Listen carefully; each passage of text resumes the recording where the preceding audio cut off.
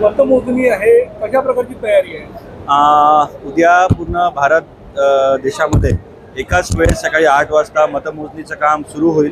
नागपूरमध्ये पण आपल्याकडे 2 पार्लमेंटरी कॉन्स्टिट्युएन्सी आहे, त्याची तयारी पूर्ण बऱ्यापैकी झालेली आहे। आज सकाळी आम्ही रंगीत तालीमसुद्धा घेतलेली आहे, जेणेकरून आज काही अडचणी आहेत त्या उद्या आम्हाला सॉल्व्ह करता येईल आणि उद्या टाईमला काउंटिंग सुरू होईल आणि टाईमवर काउंटिंग संपेल याची दक्षता प्रशासनाने घेतलेली आहे।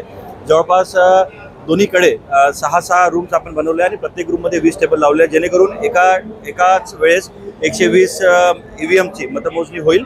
आणि सगळ्यात पहिले आपण सकाळी 8 वाजता स्ट्रॉंग रूमचं सील तोडल्यावर सगळ्यात पहिले आपण 8 वाजता बॅलेट पेपर पोस्टल बॅलेटची काउंटिंग करू आणि ते झाल्यावर 8:30 वाजता EVMची काउंटिंग सुरू करू।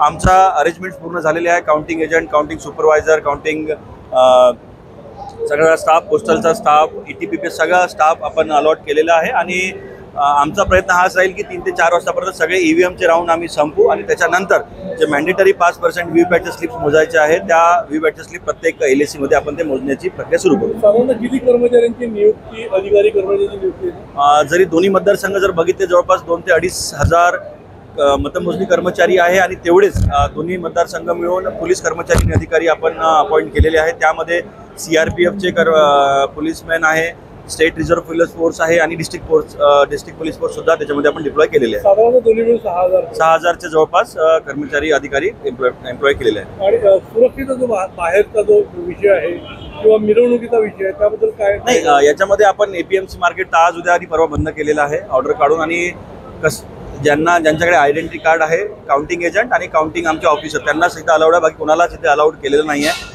रॅलीचं वगैरे जे काढायचं ते पोलिसांची परवानगी घेऊन त्यांनी जो एरिया डिमार्केट केलेला आहे तिकडून ते लोक रॅलीज वगैरे काढू शकतात, परंतु या एरियामध्ये कोणालाच आम्ही अलाउड करणार नाही।